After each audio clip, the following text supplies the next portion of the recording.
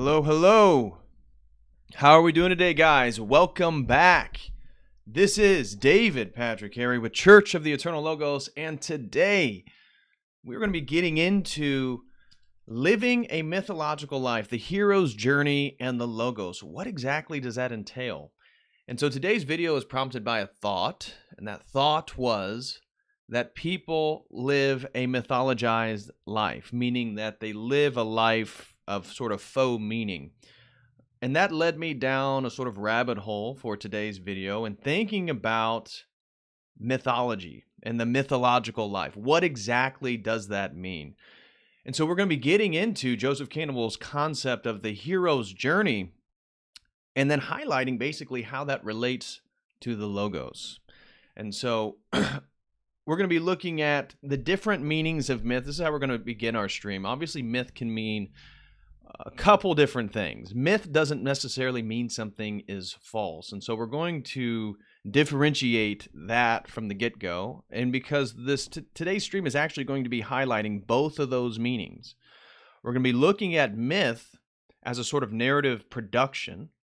And that doesn't say it's not true or anything like that. It's just a sort of way in which that term has been used. So we're going to be looking at myth as a narrative, and then myth as something that maybe is a narrative, but it's actually false. So C.S. Lewis, ironically, gives us a perfect quote then from looking at how Christianity is the one true myth. And that quote is going to then set us off in the direction of looking at the logos. What does it mean that there's a true myth? And so we'll be looking at the source of meaning, right? We're talking about the logos here. The source of archetypes, how people actually understand mythology and go about studying comparative mythology. They usually tend to use a sort of Jungian approach. And so we're going to be looking at that. But obviously, without the logos, none of this stuff has a metaphysical reality. And that's where much of those ideas fall apart. Whether you are a Jungian or a perennialist or all these different things, that the metaphysics falls apart. But if you're coming from this stuff from the point of a logos theology, if you will, it doesn't fall apart. It actually holds together. We have a metaphysics for archetypes. We have a metaphysics for meaning itself. We have a metaphysics for truth. And we definitely have a metaphysics for the importance of the person. And that's kind of the essence of the hero's journey. And the hero's journey is often said to be the ultimate myth of myth, or the monomyth, the myth of all myths. And so we're going to be seeing then how Christ, the incarnation of the logos, is the source of the hero's journey. It is the ultimate myth in a multitude of different ways. And so we're going to break down that concept, how the logos incarnating is the hero's journey, is the ultimate myth, and all other hero's journeys, all other truth that can be gleaned from mythology is only in its relationship to logos spermaticos, right? So from there, then, we're going to be moving into the false forms of myth. So if you are not connected to the ultimate source, the one true myth, right, the Christian tradition, if you're not connected to the transcendent reality of God, you fill that void with what I'm calling faux myths, false myths, myths in the term that most of us use it as, right? Oh, well, that's a myth. It means it's not true. And so at the end of this video, what I want to do is then talk about myth, talk about Christianity, highlighting C.S. Lewis's quote that Christianity is the one true myth, then looking at breaking down the hero's journey, then looking at the logos and how that all fits together, and then we can begin to explore the nihilism of contemporary society, the fact that people aren't connected with the source of meaning itself, with the ultimate hero, because they don't have a one-to-one, a personal connection with the ultimate hero. They fill that with all these different things. Movies, Lord of the Rings, Harry Potter, Marvel films, video games, football teams, soccer teams. We begin to mythologize our life. And so that then hints at the title of today's stream, what it means to live a mythological life. And the point is to show that there's actually two ways in which you can live a mythological life. You can live the mythological life as being one consistent with the hero's journey by following Christ. And you can also live the mythological life by literally living a myth. That the sources of which you're pulling ultimate meaning from is Harry Potter. It's, some TV series. It's Game of Thrones.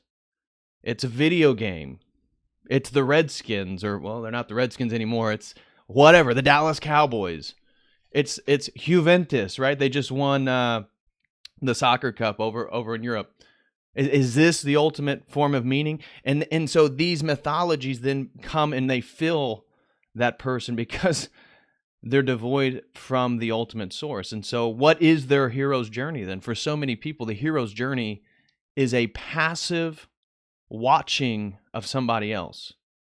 And I'm going to highlight then how that's the key difference between your life being a myth and you living the mythological life of theosis, of actually becoming one with the ultimate hero of history itself, Jesus Christ, the Logos. So that is today's video, and we're going to be tying all these ideas together. That's the goal, at least. So please share today's stream if you can. Smash that like if you guys haven't.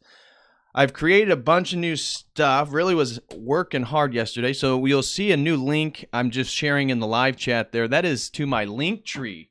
My link tree. So I created a link tree account because with all this text censorship, my gosh, guys, I feel like I'm creating new social media accounts all the time. I just created a VK account, so that isn't on there yet. I haven't created my Trovo account yet. I just created my Spreaker account, so all you guys have been demanding, Patrick, post audios. I listen, but I need a podcast. I know. And so now it has arrived.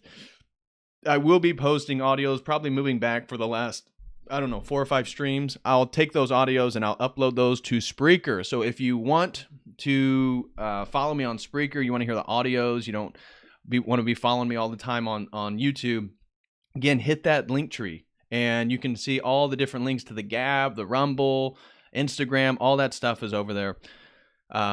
So definitely go check that out. Also, guys, if you appreciate what I'm trying to do here at Church of the Eternal Logos and the quality of content that I try to produce on a consistent and regular basis, please consider, if you will, going to my website at davidpatrickharry.com and becoming a website member. So we just filmed an exclusive website video that a lot of the people a lot of the subscribers, as some people in the chat may have already seen it. I have a great conversation over an hour long with Dylan of Existential Delight. Some of you guys may have seen our conversation on G.K. Chesterton and some of his paradoxical wisdom. So we continued that conversation over on the website for members, but we focused on a recent video he did looking at Lord Voldemort of Harry Potter and how he accurately embodies many of the characteristics Christian theology would associate with evil itself. And so we talked about that and unpacked evil and Harry Potter and looking at the contemporary world and theology for about an hour. I know people really liked it within like the first 40 minutes over at the website. Multiple people had already liked it and was really enjoying that. So if that sounds like something you'd be interested in, along with a bunch of other videos. In fact, I also filmed another video yesterday for members. It's not up yet, and that is me reading the entire section of Paradoxes of Christianity within Orthodoxy by G.K. Chesterton. So that will be up on the website probably tomorrow before noon. It will be another hour-long video of me just reading Paradoxes of Christianity in the book Orthodoxy by G.K. Chesterton. So if that's something you'd be interested in, another brand new video over at the website, and then of course another library just for workout videos. So thank you all very, very much who have signed up and who have been supporting in one way or another. Thank you all for being here this evening, and hopefully I have some insightful and interesting things to discuss. So without further ado now, let's actually get into today's conversation. So what prompted today's conversation? Well, I was trying to highlight it actually beginning there, was thinking about seeing people wearing Harry Potter and just observing the world and seeing how people display meaning, right? Whether they're conscientious of this or not, that's what most people are doing. This is one of the reasons I try not to wear graphics, is that whether you're conscious of it or not, or whether you wear a brand that you actually use or not, you're associating with it. You are promoting it in one way or another. And I think for many, obviously, they do associate with these things. And so people begin to embody myths. And this is what the initial thought was. It wasn't looking into the hero's journey and how that connects to Christ and all that stuff. It was initially a recognition that so many people, again, we live in a nihilistic society. I know many of you guys have already read Father Seraphim Rose's book on nihilism, but we live in a nihilistic society. And so how do people then find meaning in a nihilistic society? Through mythology. And so mythology in a variety of ways. I'm not talking about just the Greek mythology or Zeus, Athena, this type of stuff. No. We're talking about mythology at large.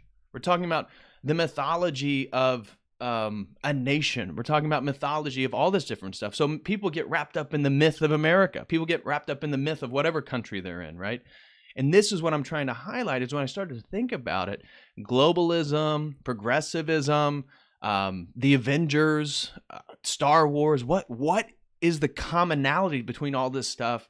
And it's that people are embodying these myths ultimately.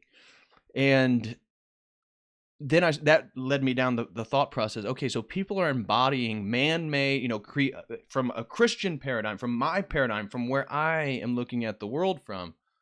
People are obviously embodying incomplete myths, false myths, ultimately. If the difference between false and true is the ultimate truth, the ultimate true myth is obviously going to be the incarnation of the Logos, a historical person. And so that's what got me going and thinking about, wow, interestingly enough, the different meanings of myth, I think, can be enumerated and sort of highlighted by the embodiment of the true myth versus the embodiment of these other worldly myths. And those worldly myths do contain a sense of truth in them, right? Logos spermaticos. You hear me say this all the time. It doesn't mean that there isn't something true about Star Wars and Darth Vader, the nature of evil, all this different. Yes. Is Star Wars true, though? No. Does Star Wars contain truths? Yes. We have to be nuanced in the way we talk about these things. And so it's that fact that these myths contain little nuggets, little sperms, little seeds of truth, pieces of logos that appeal to people in such a nihilistic world. And I don't care what religion people claim they're a part of, but if they, as we've seen with COVID and so many things, people, no matter what people say they believe in, their actions speak much louder to their ultimate belief of authority. What is ultimately authoritative? Their government, it's the World Health Organization, it's CDC, it's all this crap, right? So it was thinking about that idea that really got me going. And then, of course, this beautiful quote from C.S. Lewis that is now here in the corner says, "The story of Christ is simply a true myth, a myth working on us in the same way as the others, but with this tremendous difference that it really happened. And so this, as I'll say more about this as we continue in the stream, but we can see Christianity, the true myth, historically happened. It really happened. And because of that, we can see myth hitting reality, meaning, truth, existing on a multitude of layers that begins with a transcendent reality of the Logos itself, incarnating, bringing meaning all the way to, physicality, if you will. So how does that then tie to the hero's journey? Or what is the hero's journey? Well, I'll read a little bit about that. I know some of you guys are probably going to know a little bit about Joseph Campbell. He's the great comparative mythologist, very big into Jungian ideas and stuff like that. So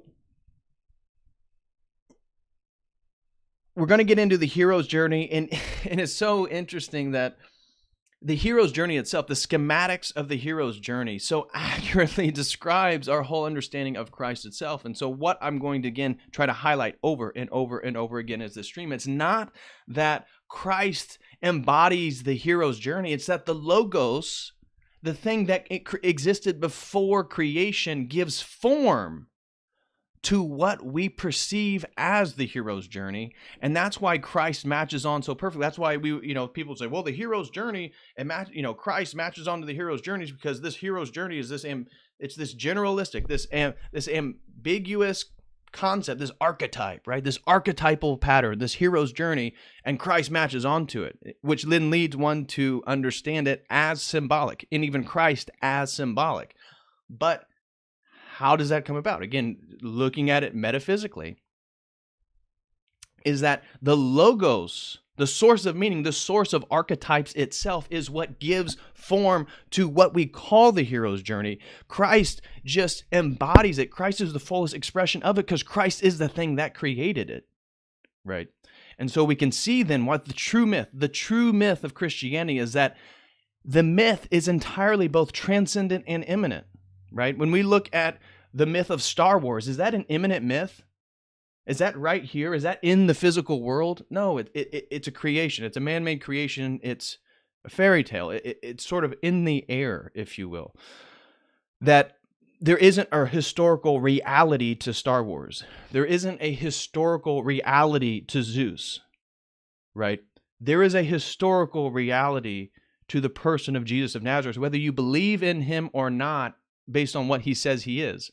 So this sets us apart, and it totally gives us a different framework of how we're going to encounter mythology, understand the archetypes and the truths within mythology, account for those things, and then understand what it means to live the hero's journey. Because what I'm going to show you, or try to show, is the fact that the hero's journey matches up so accurately, so nicely onto the life and mission of Christ, the life and mission of the Logos even, that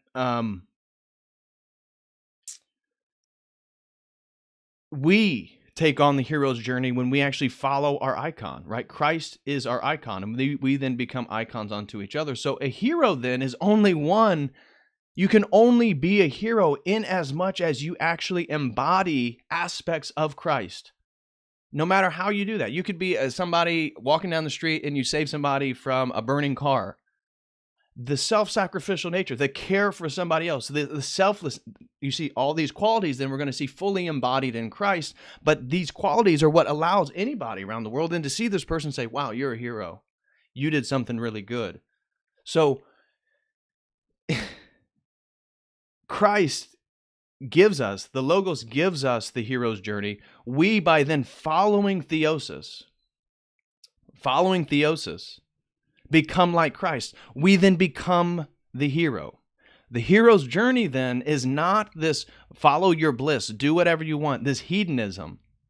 The hero's journey is to follow Christ, because Christ is the source of the hero's journey itself. It is the Logos is the source of the archetype of what we call the monomyth of the hero's journey. And so when we follow Christ, when we go on the road of Theosis, we now become many heroes. And as much as we are not doing that, we're becoming false heroes. And that is the difference, right, between the Christian living the mythological life, right? The mythologized life, meaning we are in one with the one true myth, versus the false life, the mythological life, same phrase, but the mythological life of that who is subsumed within fantasies. And because they're subsumed within fantasies, you can see how easily their worldview is going to be moved towards relativism, towards a different epistemology, because what is ultimately objectively true? And so it's going to be difficult to explain that. And so when you're wrapped up in fantasy, it's not too difficult then to get to the point where there's a multiplicity of genders, that, all these rejections of objective reality, of objective truth, of objective morality. It's rooted, I think, in a population that's living inside of a fantasy. And that fantasy to them is perceived to be reality. That fantasy is progressivism. That fantasy is globalism. That fantasy is the ideal. And so one of the interesting things that I've also was thinking about recently is how the communists, the progressives, the globalists, what are they doing that's different from the Christians in regards to idealism, idealistic understandings? Is that the progressive, the communist, the classical liberal, if you will, even. They're coming up with an ideal to change creation towards that end. So they want to take the ideal, the noetic, and make that part of creation, as opposed to the Christian. We are in the created world. We want to move back to heaven. We want to make heaven, or earth, as in heaven, so on earth, right? So we want to make earth more like heaven, as opposed to this inversion of creating these idealistic, centralized forms of government and then making earth like that. Because by doing that, you're always then making the world like yourself, which we're already fallen. So you can see the vicious feedback loop there. So where do we start? Where do we start then? We are now 20 minutes in. What is a myth? So as I said, myth has multiple meanings. Myth can mean something is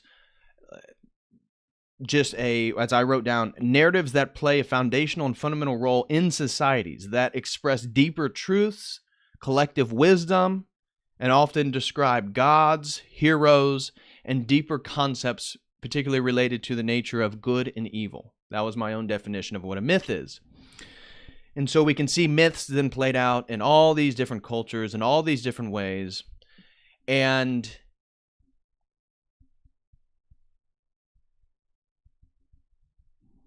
for so many of the academics, for so many of the scholastics that have been dealing with myth, like in the contemporary scene, everybody's into comparative mythology. Comparative mythology is where it's at. And so what do you do with comparative mythology? Well, the general trend is finding the archetypes, finding the patterns, finding the connections, the similarities between myths, because what does that validate? Well, in the secular mind, it validates that all religions are ultimately the same. Are they ultimately all the same? Of course not. So the comparative, the presupposition of the comparativist, and this is where it took me a minute, because I got into religious studies interested in comparative religion, in comparative theology. Another way to phrase that, if you're a non-believer, is comparative mythology, right? Because a myth and mythology and theology can, for some people, just be the difference of an actual opinion, of a full belief into it. So the tendency of the comparativist then is always to find these similarities with the presupposition that ultimately somehow they're all the same, but culturally expressed in different ways, which then also validates a sense of relativism, although they're saying there's an objectivity, right? The archetype is objective. How do they account for the archetype?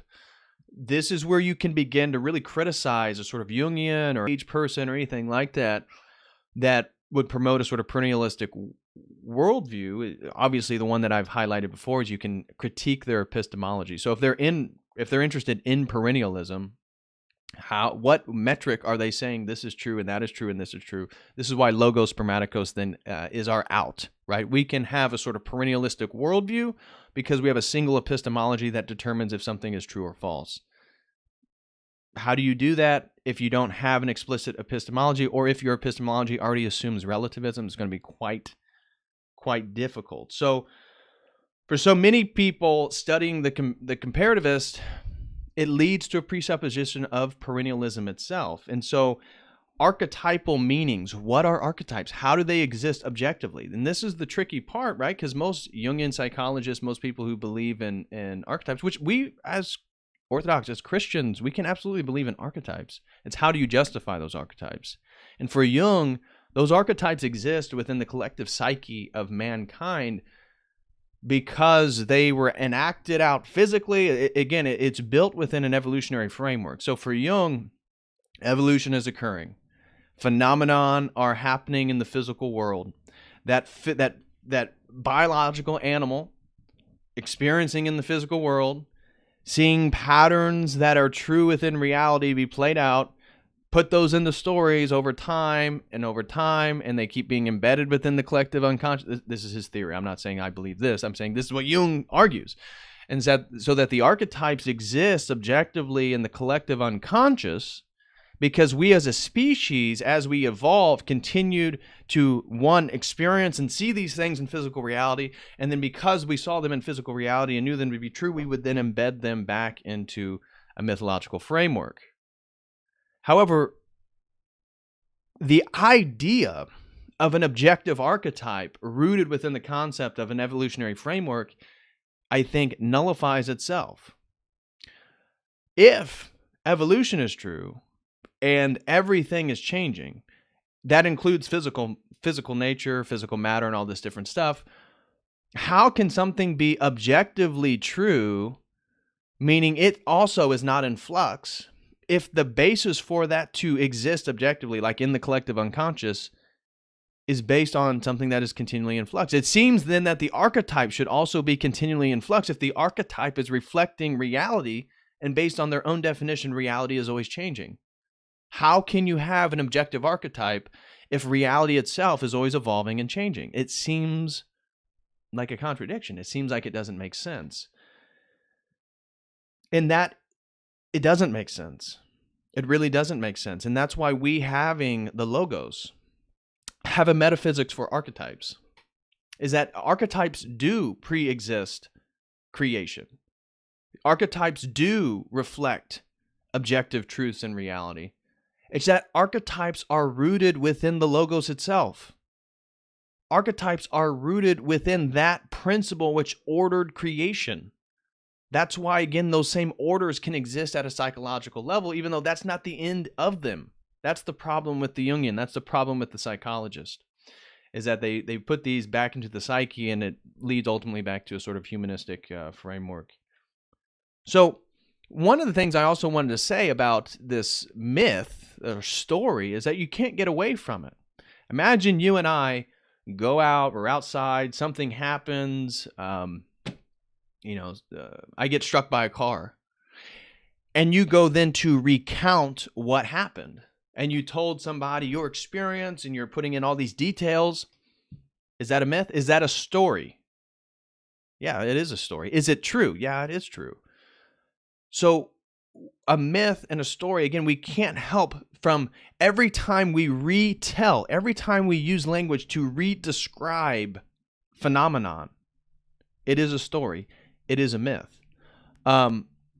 So that, I think, kind of opens up us a box conceptually to say, okay, so there is, I don't need to get so caught up in this term myth, right, as this pejorative term. It can be pejorative, but anything is a myth. Anything is a story or a narrative.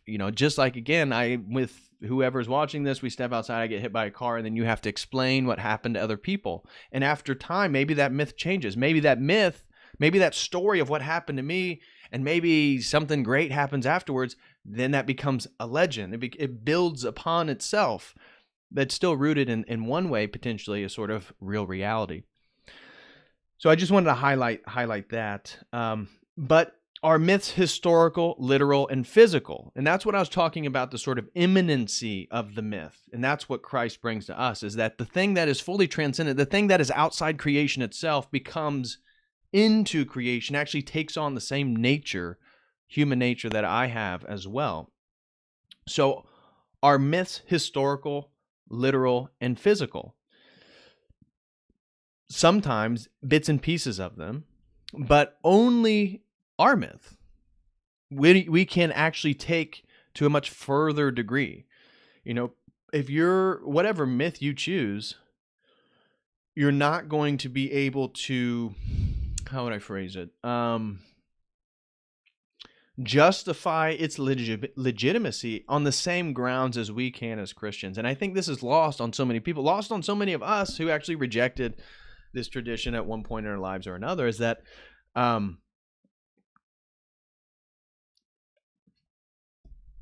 even non-believers believe in the historicity of Jesus of Nazareth.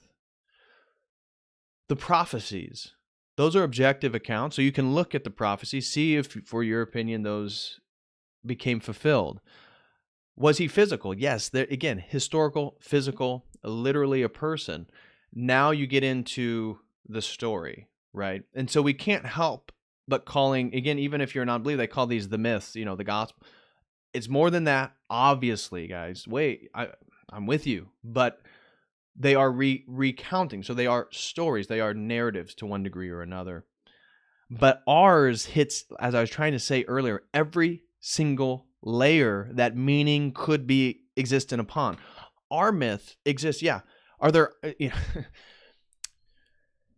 again, because we worship the logos, it's hard to get across to like pagans or people who are going to be really pejorative and critical of your Christianity, right, as being backwards, antiquated, whatever they want to say. And so they'll say, "Oh, don't you know it's a solar religion?" And our tradition, again, that the solar symbolism of Christianity is just one layer.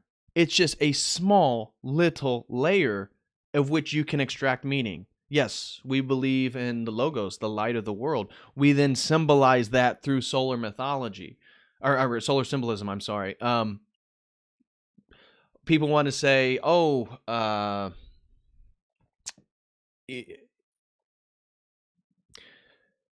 that the archetypes, right? Christ is an archetype. Well, Christ is good. And then again, the hero's journey, they'll fit him into a sort of psychological package. Yeah, that's true. But the psychological dimension is just one layer. The anthropological layer is just one layer, and when you add up all these layers that people get caught up in focusing on, solely for meaning, it's like our myth, pick what playground you want to, orient or debate, or what battlefield you want to go to war on in regards to meaning, like where meaning can exist at psychological level, literary level. We have it all. We have it all because our myth is the one true myth. Again, as the quote, the story of Christ is simply a true myth, a myth working on us in the same way as the others, but with the tremendous difference that it really happened. And so what then is the hero's journey? Because this is the next part that I want to take us. And here is a little presentation of the hero's journey. The hero's journey. So let's just look at this for a second and see, so this is Joseph Campbell, a non-Christian, somebody whose sympathies were much closer to paganism and Eastern mysticism, who was a Jungian in his understanding of psychology and archetypes and meaning and all this different stuff. And so he created this structure, this hero's journey. So let's just think about it then in regards of the logos, what we know about the second person of the Trinity. And so the second person of the Trinity, we're going to presume is the hero up here at the top of the circle. And so he, being the hero, has the call to adventure, the supernatural aid, the threshold guardians. And so what occurs in our own understanding of reality is that we fell, mankind fell. And so us falling into death, us falling into sin, us falling away from God was the call for God ultimately to defeat death. Now, you can get into the theology within orthodoxy. Was the logos going to incarnate whether we had fallen away of God or not, whether we had the great fall? Many church fathers would say, yes, the logos was still going to incarnate because the whole point of creation was theosis. So, mind you, that nuance and that subtlety, but obviously our fall put a sort of new request upon the logos to set us free from our own shackles, right, that we put on ourselves. So there is a sort of call to adventure, right, supernatural aid. And so when we look at the known and the unknown, again, we have to keep this in mind of the sort of the logos, the ultimate source, not keep it so worldly, but Christ, the supernatural aid, is that not the Annunciation? Is that not the Spirit going down and announcing and finding a righteous woman in the Theotokos to actually accept? And so the threshold, the beginning of transformation. What is the beginning of transformation for the Logos other than the incarnation itself? That is a sort of transformative act. It's God entering into the world. God created the world. God permeated the world. God was outside the world, but God was not directly inside the world, limited by the limitations, the context of being in the world. And that's what he did. That is a sort of transformation. And so, following the journey, the mentor, the helpers, he experiences challenges and temptations, all the way down to the death and the rebirth experience. The challenges and temptations sounds a lot like the 40 days in the desert. Sounds a lot like his journey into his ministry, into his purpose, all the way up to what it says at the very bottom of the hero's journey, right? The revelation, the abyss, the death and rebirth. Well, these are just general ambiguous concepts for Joseph Campbell. But as soon as we put this in the context of the Logos or Logos theology, what do we see? The revelation, death and rebirth, that is the revelation. It's God defeating death, right? And so what God defeating death then transforms human nature. That is the next part of the hero's journey. And that leads to atonement. And that leads to then the ascension, the return of God going back to God. God going and sitting at the right hand on the throne. So interesting to look at this from a perspective of the Logos, and then obviously you can see the very mundane, the worldly ways in which that can embody so much of us. So then we can take on how Joseph Campbell, how Carl Jung understood the hero's journey and how that applies to us. But once you see that it literally couldn't be embodied to a fuller degree than the life and work of Jesus of Nazareth, I think that really insinuates something, that really highlights really the source of the hero's journey. And then what does it mean to be a hero? How do we become heroes? And we become heroes, the premise of this video is through theosis, is through picking up our cross and following Christ. And that is the real hero's journey, even though obviously the hero's journey can present itself in our lives in a multitude of different ways. But, to me, the hero's journey, if it's ultimately going to be atonement, if it's ultimately going to be transformative, it's not about a hero's journey of you to $1 million. That can't be the hero's journey. The hero's journey can't be you winning the Super Bowl. I mean, yes, we can see how there's elements, but if we're going to talk about what would be the fullest degree of the hero's journey for a human being, for a man, what would be the fullest expression? Well, the hero's journey can't be these things. The hero's journey ultimately has to be something more transformed, the ultimate transformation, the transformation of actually being accepted into the kingdom of God. That is the full return. That is the full return home, right? The hero's journey is talking about a call to adventure, the supernatural aid, moving around, the transformation, atonement, then the return. What is the return other than us going back to where we came from? And so our hero's journey is outside creation. Our hero's journey is totally, it's outside, it's inside, and then it's back outside. Although we're still created, so I guess that's probably a false way to linguistically phrase it, because even though once you're quote unquote outside, you're still created yourself. But you see what I was trying to get at? Maybe I should just say the world, physicality, something like that. But I think this is so insightful, right? This is so insightful. Most people, I've never heard somebody really talk about and kind of unpack the Logos and Christ and how this relates to the hero's journey, because it tends to be embodied so mundanely about the world, but it makes so much sense. And so the return, right? The return, it says the gift of goodness. What is more good? What could be more good than God, than the full glory of the Logos, of Jesus Christ actually returning back to God, completing the mission, fully synergizing human nature with divine nature.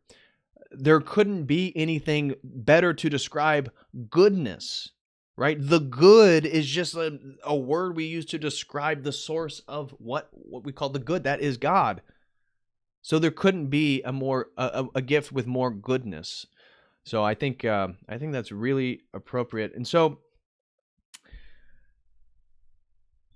for so many people who aren't looking at the hero's journey in regards to a Christian context of becoming one with God, becoming one more like Christ, that they are going to see the hero's journey as a source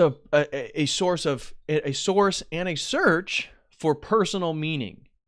Like, you're going to go out in the world and you're going to find my meaning. I'm going to go find my meaning in the world. I'm going to go on my hero's journey. And this is how often it's phrased. And again, even Joseph Campbell himself talked about following your bliss.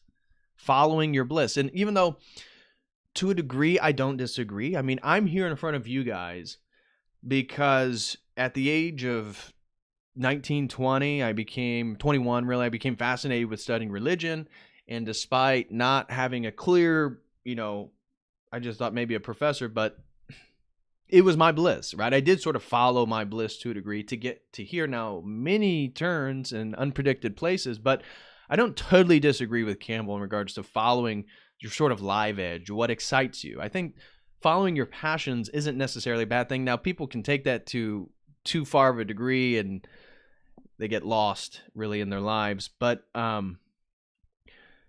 for so many, the hero's journey is this sort of personal quest for meaning, as opposed to really thinking about what is the source of meaning, what is ultimately meaningful. And so the way people mostly engage with this hero's journey is a relativistic understanding of somehow you're going to subjectively acquire meaning out in the world. It assumes meaning is already out there objectively and somehow, but at the same time, it's so subjective. There seems almost to be an internal schism there. So the hero's journey then is how one discovers who they truly are. For so many people, who am I truly? Who am I? My fullest version, my fullest realization of who I am. Well, I need to go on my hero's journey. I have to become the hero. But if that journey again isn't in subordination to God, you become your own God to a degree, and I think that's where the hero's journey is totally flipped. Right?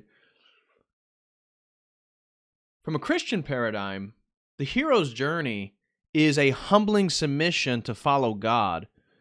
And by following God, you're actually elevated to a very high degree that you can actually become one with God. The flip side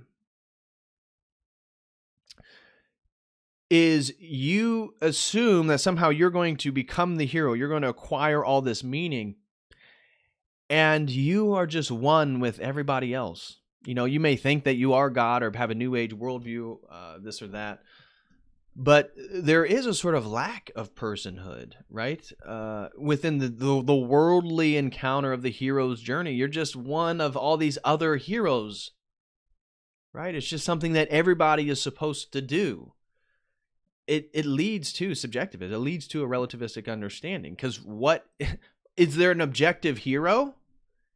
Right? Is my transformation and my atonement the fact that I'm gonna become the greatest ambassador for abortion or whatever it is? Is that the hero's journey? And unfortunately for many people, some of us probably know, they would say, yeah, that is the hero's journey. Right on. That's what we need. But we see how untranscendent it is. And that was kind of the last thing that I wanted to say, is that in regard to the hero's journey, is that if the hero's journey isn't ultimately transcendent, how heroful is it? Right? If the hero's journey just leads you back to creation, it just leads you back, you go on some journey out in the world, it's meaningful, you have great times, great experiences, you grow, you develop, you learn, and then you come back. You've acquired some things. You've acquired things that may aid you, but is that the point? Is that what's really important? And no, obviously. And that's the trick. The trick is that the hero's journey has to ultimately be transcendent. The hero's journey has to be going back to heaven. Like, the hero's journey can't begin and end within the 21st century or within the 20th, that can't be it. We can embody aspects of the transcendent, eternal hero's journey, and that is why it's rooted in Christ. It's rooted in the Logos. So that's kind of enough discussion on the hero's journey there. Now what I want to do is move more into fuller explicating, talking a little bit more about this Logos. And so we, as worshipers of Christ, as worshipers of the incarnation of the Logos, we worship the source of meaning itself. And this is why, again, Christ matches up so well to this hero's journey thing, is that the meaning people are gleaming from this thing, non-believers and believers alike, that meaning comes from the Logos. Whether you believe in it or not, of course, from my apologetical perspective, how I would argue for it, right? Obviously, they wouldn't think that if they don't believe, but we worship the source of meaning itself. We worship the source of archetypes itself. And as I said, the Logos then provides the framework for the hero's journey. It's not that Christ fits the hero's journey. It's not that Christ is symbolic of the hero's journey. It's that Christ gives us, embodies, physically shows us the hero's journey, of which it was already archetypically rooted in the Logos before creation ever existed. That is a metaphysics for what a lot of non-believers actually believe. The way that their worldviews are structured, they can't even account for many of the things they believe, which isn't news to any of you guys. That's the case for most people. So it's not that the Logos or Christ fits the pattern of the hero's journey. It's that the Logos gives the framework, and Christ, the Logos incarnating physically, historically, literally demonstrates the hero's journey for us. And so, as I said, what are your metaphysics for archetypes? You don't have one if you're a Jungian. You don't have one if you're a perennialist. Because if you're working off a sort of Enlightenment epistemology or whatever, say you're a perennialist of one sort or another, how is your epistemology and your basis of knowledge accurately describing what this God in Hinduism that's celebrated by this small local group of people, that you're not describing what that thing is in India. What you're doing is you're using your epistemology and you're fitting all these things into your prepackaged worldview and saying, look, they all mean the same thing. Look, they're all leading us to the same. No, they're not. You are totally divorcing all these things that you say are equal from the context in which they actually attain their meaning. That's low IQ. Quit being a slow boy, right? So what I think is interesting then with how we can add even further to the hero's journey, that the secularists, right, the Joseph Campbell, the people, the Jungians, all the people, who are wrapped up with Jung, that totally buy into this stuff to much a further degree than anybody rationally should, who takes this stuff a little bit more seriously. But the problem, so as I said, if the hero's journey is just this general concept that everybody's supposed to go on, it leads to a sort of relativism and it leads towards a sort of subjectivism, because your hero's journey is different for every person. And so the way you're a hero isn't the same way, which is true. But you can be a hero by promoting Christ, and also you can be a hero by promoting abortion, and you can be a hero by promoting social justice, and you can be a hero by promoting climate change.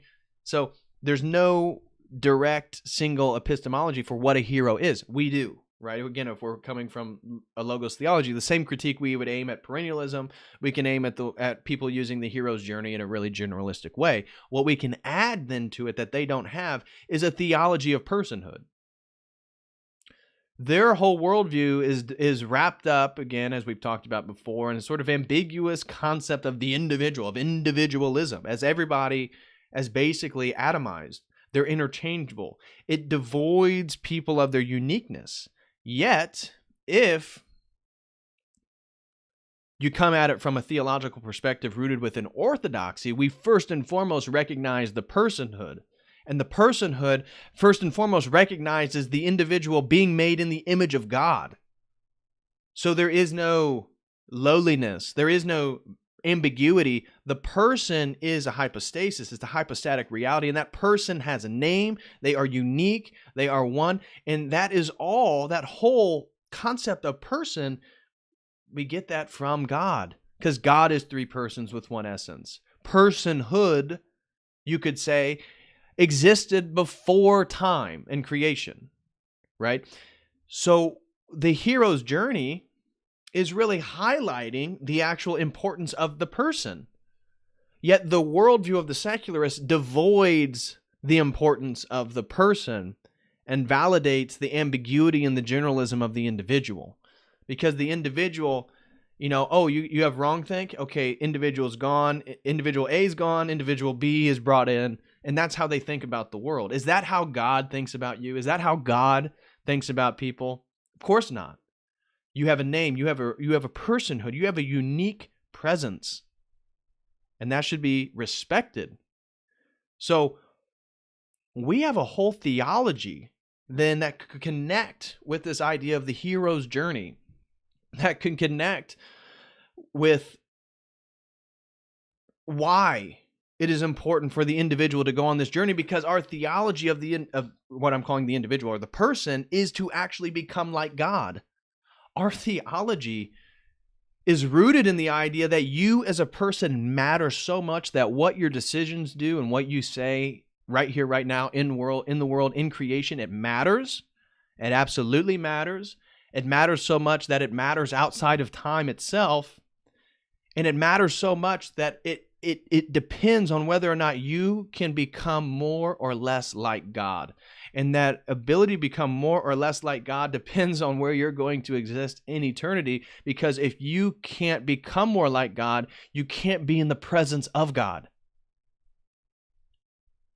So we, again, as Christians, have a theology of the person that can give a rootedness to this idea of the hero's journey and actually give a real importance to why the person should go on the journey. But the journey, again, is always theosis. The journey, again, is always to follow Christ. Him being the image in which we understand the Father. You can't get to the Father except through Christ. That icon, that hero, the ultimate hero, is showing us physically in the life of Christ then how we are all to become many heroes. And that is our goal. The same, the many gods, the many heroes, it's the same theology, and that's where I got it from. All I did was take the theology of theosis and try to show how that could correspond with this idea of the hero's journey. It's not a whole lot different. That Christ, by following Christ, we can become many heroes. If Christ is the ultimate hero, a hero outside time, the hero of heroes, the source of heroism itself, the source of the archetype of the hero, then we can become that only in respect to us following it. So that, I think, is really insightful and really important in regards to this idea. And so as soon as we follow it, now we are living the mythological life, the point of today's stream. When you are on the journey of theosis, you are on the mythological life, because you are now one with, as C.S. Lewis says, a true myth. It's simply a true myth. It is the myth. It's the myth of all time. It's the myth of reality. It's the myth of creation. And so your life begins to be imbued with that sense of meaning, with that sense of importance. And it's not that you are more important. It's not that your ego should inflate or anything like that. It's to recognize your importance in relation to God. God cares about you. And what you do matters. You matter. You are important. You are unique. And it is by following God that we can become like God. It is by following Christ that we can become many Christ. It is by following the ultimate hero of the Logos that we can become many heroes ourselves. And as soon as we become those many heroes, we can be the hero for all the other people. And so we can see the theology of iconography, that you and I are icons unto each other, still true. This is the beauty of Orthodox theology. You see, I can articulate it in different ways. It's still the same concept. It's still the same schematic, the same scaffolding, the same framework. So, as I said, Jesus Christ, the Logos, is the ultimate hero. The true hero's journey is theosis. We then can become many heroes by theosis, by being more and more like the ultimate hero. Logos spermaticos is the perfect concept then to understand the hero's journey at a mythological level, and how all these different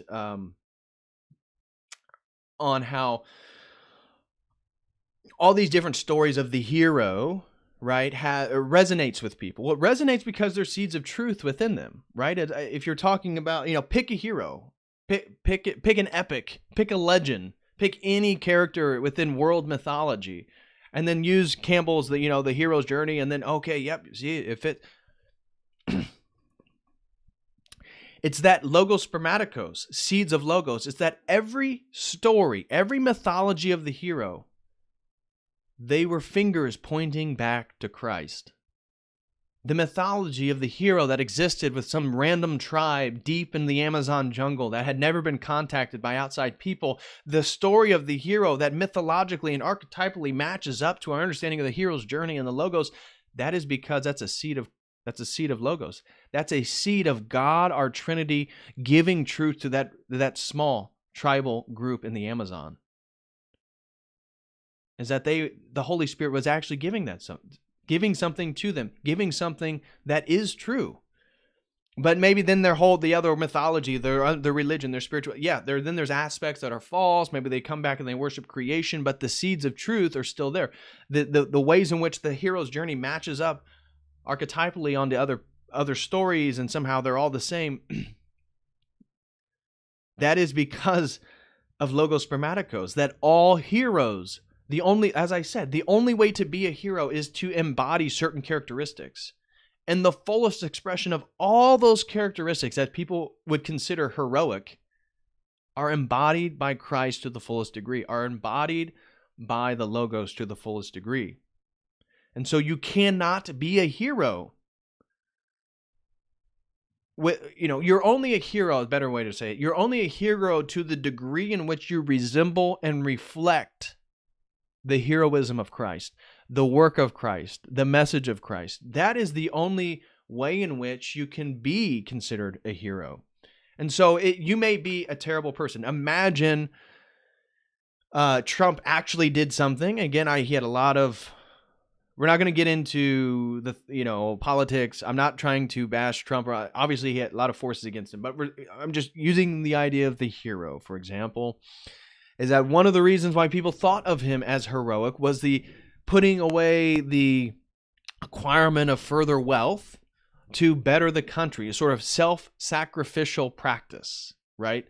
People thought he was heroic in the sense that he was taking his own individual interest and putting the interest of the nation above himself.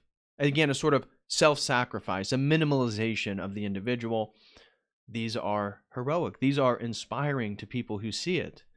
Now, again, divorced of how much he accomplished or the forces he was up against, I'm not talking about that. I'm talking about what people consider to be heroic and how they can be embodied. It's not that the hero has to be, Fabio and some gladiator figure and he's throwing the sword and he's fighting the dragon. That's not what I mean. The hero is a hero in the sense that that Christ fully embodies, like strength, like courage, like self-sacrifice, like care for others, like taking on the responsibilities and the burdens of people who can't deal with them, right? Like healing people. So these are heroic qualities, again, fully expressed by God in physical reality, in space-time. So let me close a program. It looks like, I don't know if the stream is slowing down for you guys or not. So let me just close a few programs. Help the old computer out. And so anyways, I was talking about the spermaticos and how every hero then points back to Christ. Makes sense. You guys got it. We're good. Okay. So then this is truly fulfilling the mythological life.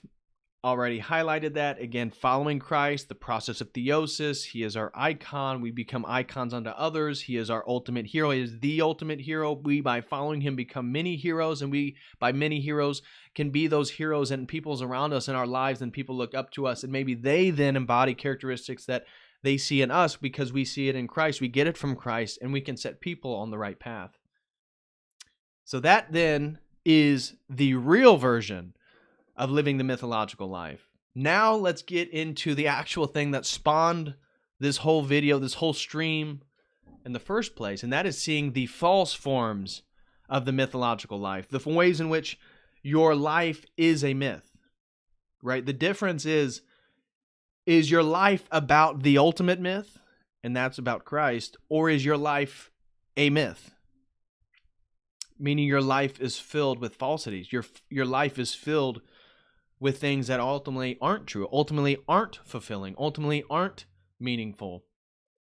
And so people religiously, this is what I realize, is people, and it's not that I realized this for the first time, but this was the thought, again, I was thinking about stream topics, and this is what came in my mind, is people religiously attach themselves to mythology.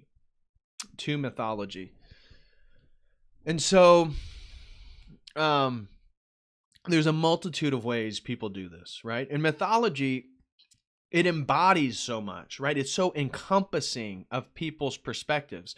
So I think one of the ways that people can get so easily wrapped up in mythology, say a Star Wars, say a Harry Potter, say a Lord of the Rings, is they provide a whole world to think, to live, to exist in.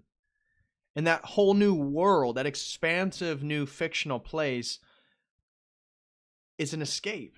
It's an opportunity. Again, people are trapped within the nihilism of the fallen world. But the true journey is actually to face the fallenness of the world. That then leads you back to following Christ, facing the degeneracy, facing the evil of the world. That is St. George. That is Justinian. That is the Christian warrior spirit. We don't back down. We fear nothing but God. We embrace death.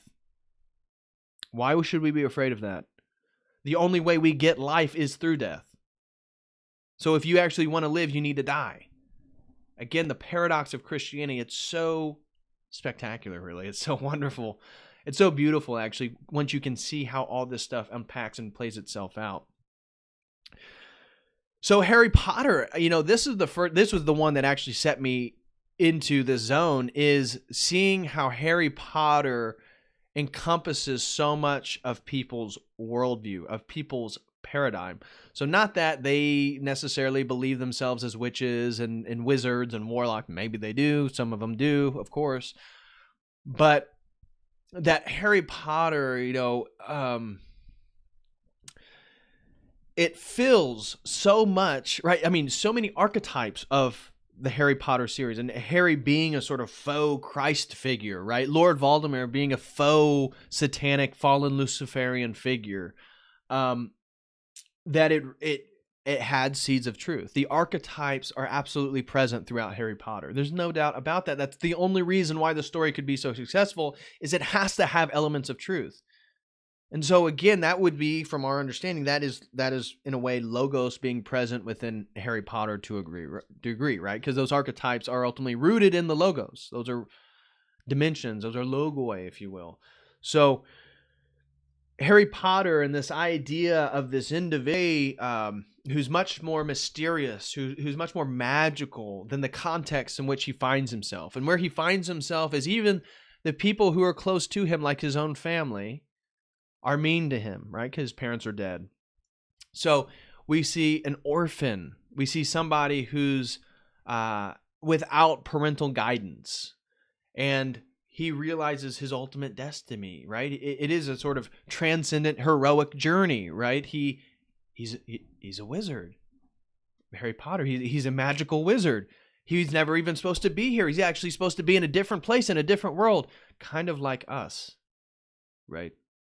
And so Harry Potter fills people with that sort of childish sense of awe and wonder and meaning. And people then embody too much of it, and they fulfill then the hero's journey by watching Harry. Oh, Harry, and they get the sense that they're on the journey with him, that they're on the hero's journey. This is their journey, and this is the passivity that I think always leads to death, because this world is ultimately fallen, and so it takes incredible effort. The way is narrow to actually move in opposition to the world. And so same thing with Lord of the Rings, although at least that has Tolkien, that at least has some Christian elements. I mean, Tolkien's trying to express Christian theology through pagan mythology, through pagan symbology or something of that nature. So Lord of the Rings, but think about Disney now. Think about Disney and the mythologizing and how people get too wrapped up into faux myths. And these faux myths become so important in their real life. Pick a Disney movie, and it's not that, and I would say the more recent ones are worse. I mean, because you can still look, again, I'm not Jordan B. Peterson, but you can watch The Lion King and glean objective archetypal truths to the nature of reality through that show.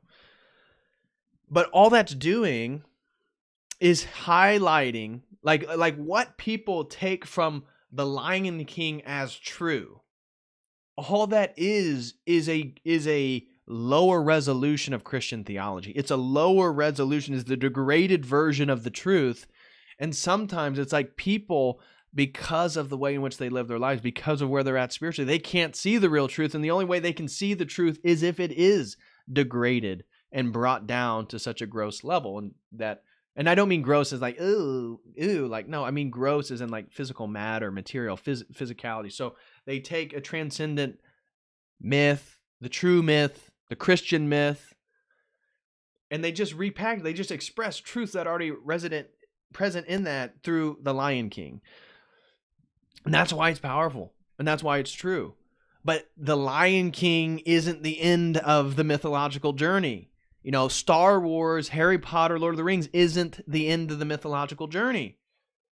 And if it is, then your life is meaningless. And that is the real realization for most people, is that their life is meaningless. This is what the conclusion that they come to. Not that I don't believe their life is meaningless. God doesn't believe their life is meaningless at all. My point is that they've made their life meaningless by their own choices, by their own actions. And through that nihilism of that meaninglessness, they then try to fill that with faux forms of mythology that are only low resolutions and shadows of the true myth, of the Christian myth. Again, all the things in which people are inspired by the hero, they're always rooted within a Christian worldview, within a Christian context. And so Disney, Marvel, I can't help but think the rise of the superhero in the 20th century, right? Throughout the 20th century, I know comic books have existed, but as modernization occurred, post-industrial revolution, post-enlightenment, what happened to societies, especially Protestant societies? They became less and less and less religious. So there was a phenomenon occurring, set forth before the 20th century, but I think really became much more present, more obvious in the 20th century. So what also has happened in the 20th century, now moving into the 21st century, is that as God wanes out of society, as God moves out of people's lives and their importance, what fills it? The Avengers, Iron Man, Superman, Captain America, literal comic book heroes. The rise, I mean, look at Hollywood now. Like, almost, it feels like the periods in which new movies comes out, it feels like every period, every section, there's always at least a couple of these superhero movies. And I can't help but think that can only exist in a society that doesn't have an ultimate superhero. That the reason why Hollywood can get away and they can make all this money and they can get box office numbers and make millions and millions of dollars is because people don't have a hero. And so they have to go to the local movie theater or download Iron Man or something to feel that sense of real meaning, to feel that sense of a real hero. And then it's over right after the movie. It's over. And then you realize Tony Sparks is Robert Downey Jr. and he's got an alcohol problem or this or that. It's like your whole myth, it just crumbles. It's a facade. There's not a whole lot there.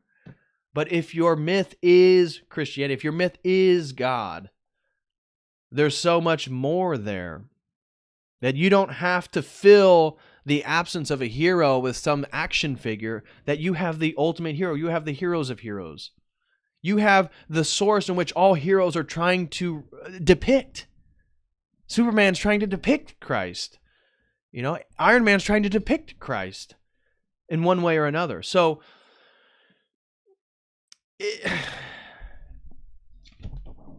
I just think that they're obviously this is tied. The mythological life, the absence of real meaning, has to be tied to this prevalence, this adoption of superheroes. And then look at the men who are going to all these superhero movies. Look at them. They're the soy faces. They're the soy boys, right? I mean, it's how obvious is it, right? Their lack of masculinity, and I'm not talking about being muscular. I'm not talking about being a bodybuilder. I'm not talking go to the gym. That's not, as I've said multiple times, what makes you a man. What makes you a man is all these other characteristics. We've talked about the Christian virtues. We've talked about responsibility being a big one. And so if your life is playing video games, watching Star Wars, going to Avenger movies, like wearing your Big Bang Theory t-shirts, like your life is so devoid of real meaning that no wonder you idolize fictitious heroes, fictitious people. And then you idolize the Hollywood productions of those fictions. And then what's sad for these people who have no meaning is they begin to idolize the Hollywood actors themselves, these stars, these people who are actually, a lot of which have problems, whether they've sold themselves out in one way or another, that their ultimate value is power and money, that they're ignorant, degenerate people, all of which can be true. Some of them are great people. But the pagan world just took the astrology, the focus on astrology and the stars above us. Hollywood Hollywood magic, holly tree, right? The holly magic wand of Harry Potter, Hollywood. All they did was take the stars of ancient paganism, of astrology, and they just turned those in to physical people. And that's why we still call them stars. You're still blinded by the stars, right? And their stardom and their star power.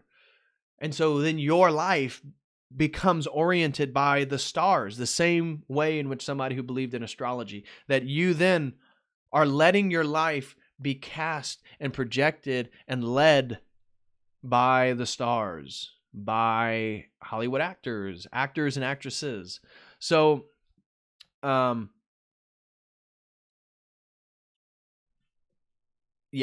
I don't know. I'm belaboring that point. I'll move on.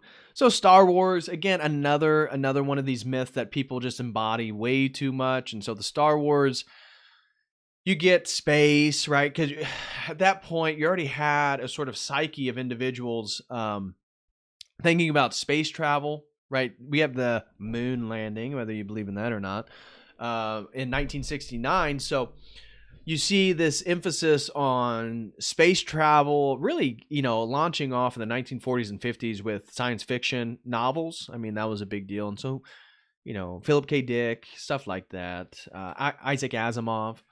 So space travel became this really big thing because space travel was actually wrapped up then in the idea of progress and the idea of humanism, this sort of, even though they're not, at that time, we didn't live in such a degenerate, anti-Christian, anti-male society. These things were tied together, and what we're just living in is the consequences of all this stuff eventually. You just have to allow to play that stuff out. But Star Wars gives people this idea of a universal, right? A cosmic perspective. That's one of the appeals. Right. Think about if you first saw Star Wars in the 1970s, that, oh my gosh, this cosmic appeal really had to feel awe-inspiring, potentially overwhelming for many people. This thought of the future and space travel and planets and but isn't that just another fictitious way to talk about the cosmic scope of Christ, heaven, hell, good, evil, the nature of reality, the nature of our fights as individuals, the trajectory of lives caused by scars of different things or another, a la Anakin Skywalker. So, Star Wars, another one of these false myths that people totally embody in a passive way. And that's what the big difference between you actually taking up your cross and you watching other people take up faux crosses. That's the big difference. TV series and Netflix. This is another way in which people totally mythologize their life, right? Oh, there's a new great series, and they just binge watch. Like, you ask them, what do you do in your free time? And it's just watching TV shows. It's watching new series. Oh, I just finished that one. I just binged that one in the last week, and so now I need a new one. Why are you so obsessed with watching all these storylines, with watching all these fictitious myths? And it's because, again, for most people, their lives are, maybe, and I don't mean to cast aspersions on everybody, right? Some people just like TV. Some people just like movies. Some people like the art. I get that. I don't mean to say anything negatively about you per se. But as a culture, as a society, I think people are always looking for these TV shows, a new series, a new something to binge watch, because that's where they get meaning, because their life is so devoid of meaning that they have to go do their work. They have to go do the 9 to 5. And now they're just waiting to get off work. Now we're off work, and now we get off. Now we can play video games. We can watch movies. We can do all this stuff where I'm passively watching other people develop themselves, grow themselves, go on their own journeys of self-discovery, and potentially further connection with the Creator. And that's a problem. That passivity is emptiness. That passivity, it's like you're always eating sugar. You're always eating something that's unfulfilling. Yes, it was exciting when you watched that TV series and you were with, you watched all the Game of Thrones and you were there, and then it was, then it was season 7 and then it's over.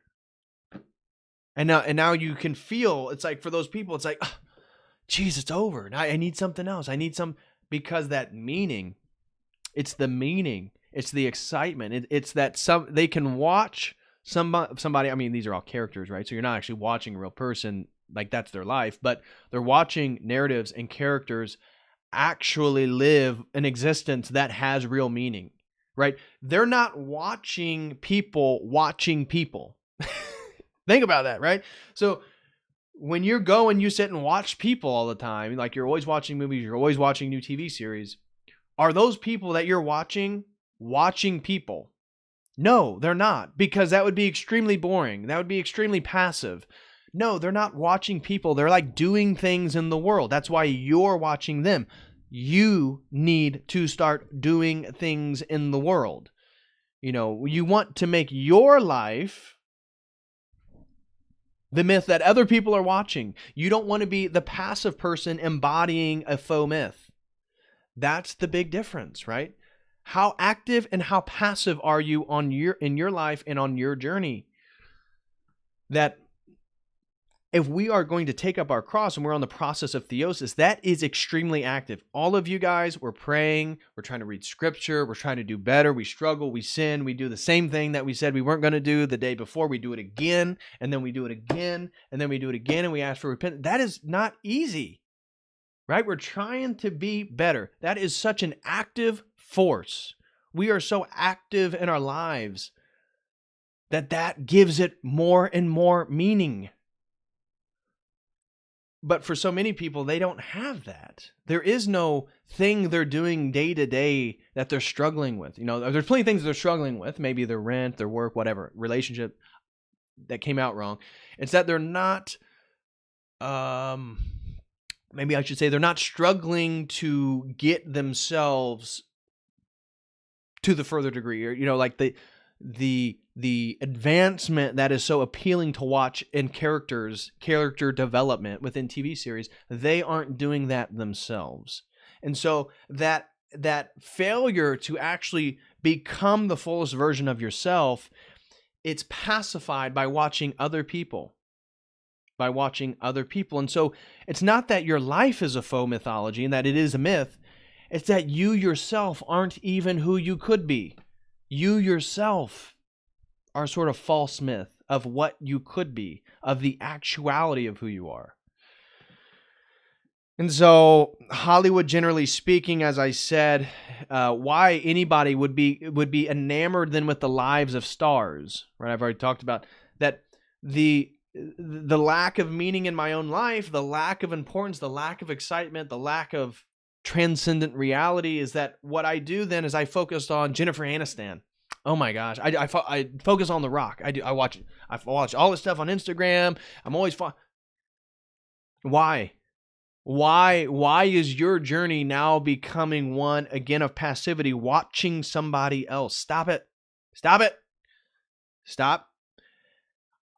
And that's, again, who cares about relationships of, I know you guys don't. I'm just generally speaking to people that the false forms of embodiment of the myth is watching other people's lives and being so almost more concerned about what's happening with Hollywood stars and who they're dating and what they're doing than your own life.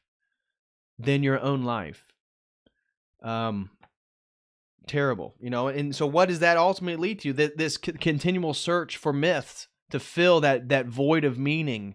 What does that lead to? Well, I think myths like 50 Shades of Grey is a perfect one, right? The myth of 50 Shades of Grey, the sort of sexual degenerate novel for all these women, mostly progressives, that have these lustful fantasies that they don't want to talk about, these very erotic fantasies that can be described in a multitude of ways. But again, it's just symptomatic, I think, of a society just so thirsty for meaning. And so because our society is so thirsty for meaning, they're thirsty for all these other things like sex, like we commonly say, oh, that dude's thirsty or she's thirsty, talking about like the desire for sex. It's like we as a culture are so thirsty for ultimate meaning that's why we're thirsty for those things. And so because how do we quench our thirst? We have to go back to the source of the water that isn't going to make us thirsty any longer, right? We have to go back to the source which overfills our cup, continually overfills our cup. That's the only way we aren't going to be thirsty any longer. So video games, and I know that may step on some toes, I think video games are sadly another way in which a lot of people passively watch or experience the hero outside of their own lives. And so as we talked about all these other ways in which the heroic journey, the journey of the hero is it's extremely active. It's extremely active on the part of the individual who goes on it. But video games are a false sense of adventure and meaning. Not that you guys play video games once in a while, you decompress, that's how you loosen up, you do this, you do that. I get it. No, I'm not casting aspersions on anybody who plays video games, generally speaking. I'm saying if playing video games is something you do every day, multiple hours a day, and you have other responsibilities in your life, say you have a wife, say you have children, I'm going to really question why you're doing that. And I think this then accompanies a lot of different people. Obviously, if you're not Dr. Disrespect, you're not making tons of money playing video games, totally different context, right? You can have a lot of meaning because Dr. Disrespect, again, perfect example. He is living his own sort of hero's journey. Now, I'm not saying he's moving towards Christ or anything like that. I'm talking more in the secular context that I was criticizing earlier. But at least he's on his live edge. Like he's doing something. He's active. He's being somebody in the world. But still, the video game stuff, for most people, it's an escape. It's an escape from physical reality. So that same sort of soy boy, soy face individual that's too wrapped up into Star Wars, that's too wrapped up into Harry Potter, too wrapped up into the Avengers, he's also playing a lot of video games. And so his life continually is always these faux forms of excitement and adventure and meaning. And it's always passive. It's never his life. It's never actually him doing something, holding the sword, taking on, facing something in the fight, right? Getting hit, getting knocked down, struggling. That's not it. that because his life, his actual life is so comfortable. It's so comfortable. And that is how the devil snares so many of us, is the commodities and the comforts of modern society is certainly one reason why our country is so incredibly degenerate and divorced from reality. Not that many Americans aren't waking up. We saw who won the election, the real winner of the past 2020 election, and how many people are waking up. How many people are waking up just within the first week of the new administration? So people are waking up, but generally speaking, American society is just so full of the comforts, post 1950s that, again, we can lay some blame on the boomers here because but also the boomers. I mean, think about it. They are the first ones to grow up with the television. They're programmed, and so, when us younger, the millennials and the Gen Zers, like we don't focus on the TV the same way the boomers do because our conditioning is different. I mean, they grew up with the TV, so I had the color screen, I had to go over, but what the TV represents, the authority of the people on TV and the trust in them, the boomers were totally wrapped up in a program that we necessarily aren't. And that's why the millennials and the Gen Zers are so much more reluctant to fully trust institutions. And we don't depend on getting our information through television, right? And so if you depend a lot of your information through television, and you have a false sense of authority and truthfulness from those medias, you're always going to be misled. And so the boomers, they have a totally different relationship to these things, and that commodity, that TV, right?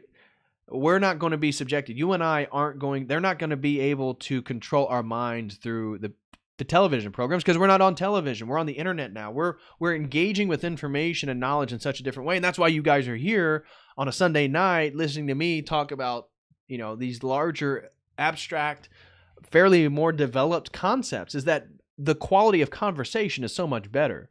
The quality of conversation is so much deeper. What you can get is so much better. So not that I'm talking about myself, but just generally speaking with the internet, as opposed to television and sort of limited production and stuff like that. So it's kind of side tangent. I don't know why I went down that. But video games, I think, are a false sense of meaning for some people. Not that, again, I'm not saying you should never play a video game. It's a great way to decompress, have fun with friends, group activities. So I get that. I'm just saying that video games, like all these other things, are passive, false, faux forms of authentic meaning and the journey and the adventure that the individual or the person should be on. And so that leads then to sports. Sports are mythologized. People embody the mythology of sports teams. Full stop.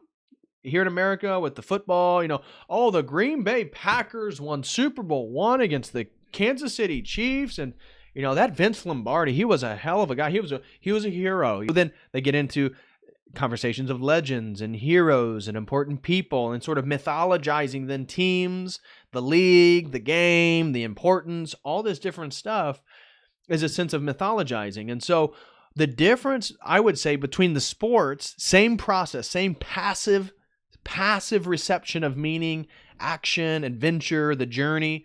It's passive, right? You're watching it happen. But it's imminent. It's extremely imminent. That is a real human being. That is a real individual with a skill. They're a real person that's worked on that. So the mythology of sports then, it's unlike some of these other mythologies that are airy-fairy. They're up in the sky. They're ancient mythologies. They're more recent stories. They're conceptual. The sports is mythology brought down in physical form. It's really, really imminent. It's just that sports aren't transcendent. Sports don't transcend themselves. And that's where Christ, again, we can see the difference is that Christ is transcendent and immanent. All these other mythologies, most of them, the Avengers, the Harry Potters, these things I would consider not immanent. They're not physical. They're not literal. They're not historical. They're not here, right? I mean, they're just ideas that were created. They exist in the psyche, right? And then they've been made physically through movie sets and all this stuff. That's not what I'm talking about. I'm talking about, is Harry Potter a real person? He historically, no, of course not. So it's more transcendent. It's airy-fairy. It's theoretical. But sports, another way in which people mythologize their world and their lives and receive meaning passively, it is very imminent. You even may know one of those players. And so the acquirement of meaning from that, I think, can be alluring and deceptive to people who aren't thinking about the same way that we are. So sports teams, then, I think it lures people because the when I say magic, like, you don't know what's going to happen. It's real life. It's real time. It's real people. There is a real sense of imminence about it. And so I think that's attractive to some people, but we see how sports don't transcend themselves, and the limitations then of the totally theoretical and conceptual, like Harry Potter myth, and then the more physical and imminent but very non-transcendent myth of like sports teams, soccer leagues, whatever. They don't transcend themselves. They only re-inform themselves, and so I think people fall victim to that. Myths provide us with a sort of map of meaning. And so I don't mean to be Jordan B. Peterson again by saying that, but I'm saying that's why the Harry Potter is useful. That's why, the girl with purple hair and round glasses like Harry can't stop wearing her Hermione t-shirt. It's because the whole framework of the Harry Potter novel, the story, gives her a map of good and evil, of right and wrong, of a sense of pride, a sense of worth. It provides a map of meaning. Now, mind you, that map only gets its meaning because of its relationship back to logos, of course. But that is what people find attractive. That is why they're drawn to it, is that it does provide, it's so encompassing. Not that they're thinking about these things. It's that, oh, wow, I loved Harry Potter. And they can use Harry Potter then to try to think about the world, this or that. So myths for people provide maps of meaning. But again, if your myth isn't about the logos, if your myth isn't about the one true myth, again, what's the quote we have up here by C.S. Lewis? The story of Christ is simply a true myth, a myth working on us in the same way as others. But with this tremendous difference, it really happened. If your myth isn't the true myth, you don't have the full map. You don't have the full map of time, of reality, of history, of meaning, of how you and yourself can fully fulfill your own potential. You don't have the full map if you don't have the one true myth. And so every other form of mythology is going to be an incomplete map. And if it's an incomplete map, you can't get to your destination. And what is the destination? It's ultimately to save our souls. It's ultimately heaven. And so if you have an incomplete map, you can't get to the ultimate destination. And so all these include a passivity, as I said, living a false myth, living a false life. We must embody the real journeys and follow Christ, follow the one true myth. And what do we get in return? What do we get in return of following the one true myth? Something you couldn't receive anything greater, and that is the saving of your soul, right? Ultimately, what's on the line is your soul. Will it be saved, or will you lose it? And so from that perspective, what could be more meaningful? What could be more exciting? What could be more exciting than to be alive, to be on this journey, to have the map, to know that we're safe, to know that God loves us, to know that we are going to face evil, that we are going to face our enemies, and that the test is whether you're afraid or not. The test is how much faith do you really have? And that eventually is going to determine whether you save your soul or you lose your soul. And that's what we get on the real hero's journey, on the journey of theosis, on the journey of following Christ. We can save our soul. We can become one with God. We can become synergized. We can become gods with little g's. What could be more important? There couldn't be. There could not be anything more important. And so that's exciting. That's liberating. That's freeing. And that's tempting. And that's reality for so many of us that have gone on these journeys, taken whatever route you took to get to Christianity or Orthodoxy. We're here. We're here. And so now the journey is saving our soul. And if you're a man, your responsibility is not just to save your soul, but if you marry somebody and you have children, it's the soul of your wife and the souls of your children. And so again, that's your responsibility. But as we said, in multiple streams, taking on more responsibility is the only way you become more and more of a man. And so that concludes today's stream on living a mythological life. Are you living the life of the myth, or are you living a life that is a myth? And that's all I have to say. So thank you guys for that. I will now check super chats. Oh, we have a few super chats here. Sweet. Guys, also want to say if you're looking for some, like, all my links are going to be found here. I got a new link tree. So hit that link and it'll take you to my link tree. And you can go to all the different social media. Guys, please smash that like if you haven't. Would greatly appreciate it. Would greatly appreciate it. Okay. First super chat is from Jimmy. Oh, Jimmy throws in $5, says LFG.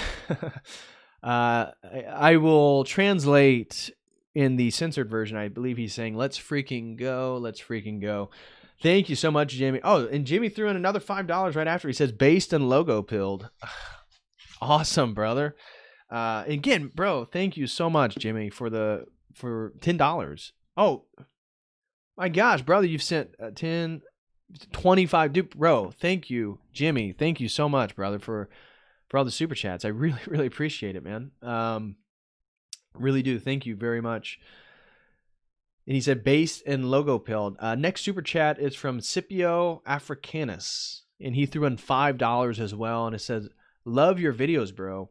Love the depth you dive into topics. I have been admiring your Christ the King icon and have looked for it. Where can I find it? Yeah, well, let me just give you the direct link. Well, actually, here, let me put uncut mountain supply. Christ High Priest.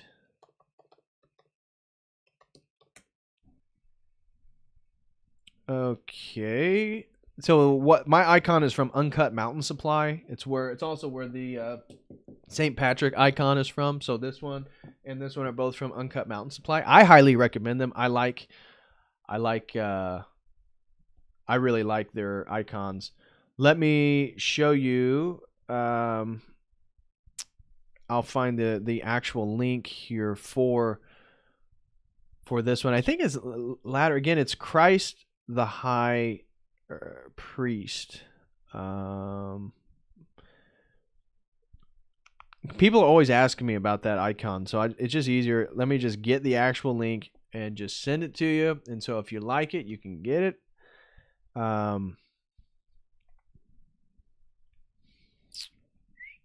There it is. Okay, so icon of the Great High Priest. Here is the link, brother.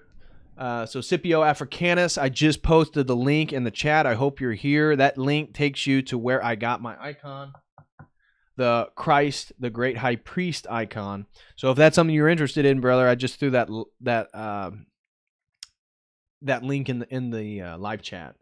And again, so thank you very much for your compliments. I'm really glad that you enjoy the streams. Thank you very much for your kind words, and I will try to continue to do my best. So thank you very, very much. Jimmy throws in again another $5. Thank you so much, brother. He said, "Slow boys represent." I wasn't talking about you, Jimmy. Obviously, you're not a slow boy if you're here, but that's funny. Nah, definitely not talking about you, but thanks again, brother, for the $5. I really do appreciate it. See Me Rolling throws in $5 and says, thanks to you, I'm no longer flat benching and am dumbbell pressing, starting to notice a difference. Stop benching, start benching was a good stream. Oh, thank you, See Me Rolling. Thank you very much, brother. I really appreciate that. Yeah, you'll notice a big difference when you begin to no longer flat bench and start dumbbell incline pressing. The dumbbells are definitely going to begin to actually build your chest. Make sure you're squeezing those shoulder blades back, right? If you're doing any chest exercise and your shoulders are coming forward, you're going to put too much pressure on your shoulder. You got to pull the shoulders back and then push from there. Don't let the shoulders move. So it's all the same workout, but the shoulders don't move. If your shoulders are moving like this, you're not going to activate your chest. You got to pull them back and then keep it like that. So that's how you're going to do that. But I'm glad that you're starting to notice a difference, brother. You can eventually go back to flat. I always tell people, it's like for 6 months, just don't even flat bench press, because you got to develop your chest in the first place. It's not until you actually have pecs, like a chest, that then you can go to the flat bench and you'll be able to flex your pecs to get, you'll be able to really get a much fuller workout. So sorry, I know that you guys aren't tuning in to hear about gym advice. So See Me Rolling, feel free to contact me privately if you have any questions or anything like that. But thank you very much for the $5. Thank you very much for the kind words about a previous stream. I appreciate that. Jimmy threw in another $5 and says, another banger of a stream. Praise God. Thank you so much, Jimmy, man. Again, brother, thank you so much for the money you generously donated. Thank you, thank you, thank you. I really, really appreciate it. Thank you for always just being in the chat, being around, being a positive voice in the Telegram stuff. Oh, Telegram's one I didn't put on my link tree. If anybody's in my Telegram group chat, can you guys share that link for everybody? If you guys, we have a great group chat. I know Jimmy's in it. I know Annie's in it. I don't know if Tatiana's in it. Tatiana, you have Telegram? You should join if you do. But we have a great group chat over on Telegram. Church of the Eternal Logos group chat. And we also have a group chat for like See Me Rolling. We have a Church of the Eternal Gains group chat. Again, name coined by Jimmy. So shout out to Jimmy for that. But that one's just on gym stuff, like physical. But then we have a Church of the Eternal Logos group chat. And it's just a lot of fun. People talking about it, tons of different topics. But if that's something you'd be interested in, you can contact me. I don't have Telegram open right now, so I can't post it. So if anybody has Telegram and you can share that link, please share it in the chat right now. Again, thank you very much, Jimmy, for the $5. Brandon throws in $5 more. He said, some shekels for my man spitting fire today once again. Thank you very much, Brandon. I really appreciate the $5, and thank you very much for your kind words. I can always use a few more shekels in the fallen world, if you know what I mean.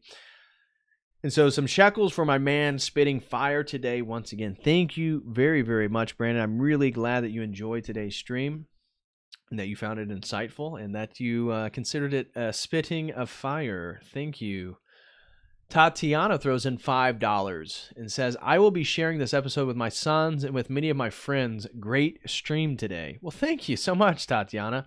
I really appreciate that. And yeah, guys, I have so many. I think I have a lot of great ideas for streams coming up. It's like the last couple of days, I've just been bombarded with like ideas. One was today's stream. Another stream that I want to do is why Alan Watts was wrong. And so I want to I probably won't do a live stream. I'll probably do an edited video because I want it to be real, like moving images, really concise, real nice, strong video that I can title Why Alan Watts Was Wrong and put wrong in all caps. You're going to get a ton of new age people just absolutely hate it. They're going to be coming to thumbs down it right away. That's fine. But what I want to do is create a video where I steel man the whole pantheistic worldview of Alan Watts. Name all his quotes, all his ideas, put them right there front and center for people that if they believed all his crap, they would say, yeah, that absolutely. Yeah, that's what I believe. And then absolutely destroy that entire worldview systematically. So that's one stream I was thinking about. Another stream I was thinking about was Protestantism in the Void of Experience. So getting into a stream on the rationalistic emphasis within Protestant theology and how that rationalistic emphasis devoids the embodiment of the tradition, the mystical aspects of Christianity, becomes overly rationalistic, and then creates societies in which they try to find the phenomenological, the spiritual experience outside the Protestant church because it's not there. And so the psychedelics, the New Age, the Wicca, the occultism, that's why they're so prevalent in those countries. So that's another stream. Another stream I want to do is the I ams. So I wanted to go through every instance of the I am in Scripture, Old Testament, New Testament, read footnotes, and just go over that and kind of, again, dive deeper into this idea of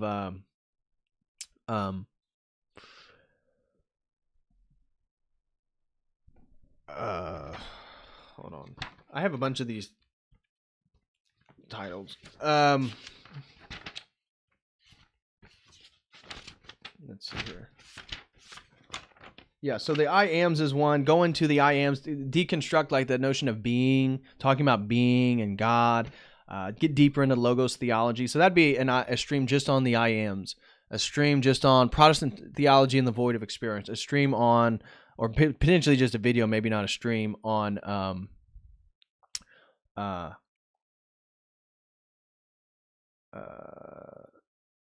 Alan Watts, why Alan Watts was wrong. I was thinking about, what was some of the other stuff I wrote down?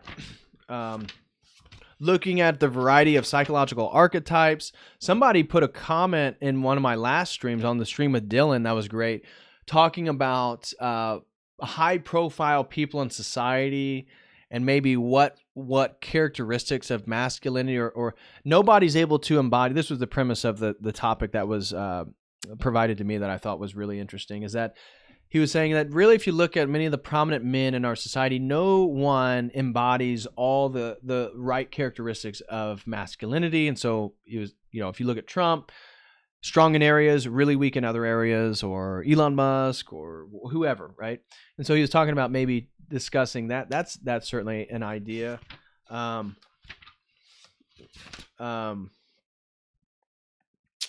Yeah, I had another one I cannot think of right now that I thought would have been a really good stream topic. I'm always trying to write if I don't write them down, I lose them because I'm always thinking way too much about stuff. So, yeah, if you have another idea, I wrote down one called Psychological Archetypes and the Theology of the Logoi. That might be another stream. I haven't spent too much time thinking about that one.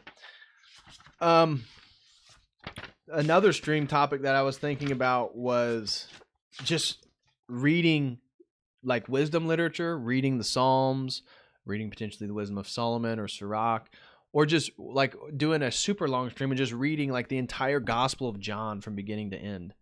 I thought about doing that. That might be interesting. Oh yes, and that was the Thomas Hunter. Thank you so very much. That was the one I was looking for. Another video topic that I want to do, and I was thinking about potentially reaching out to Dyer for this one, is to create a stream, and it's called Helping Owen Benjamin Understand the Trinity.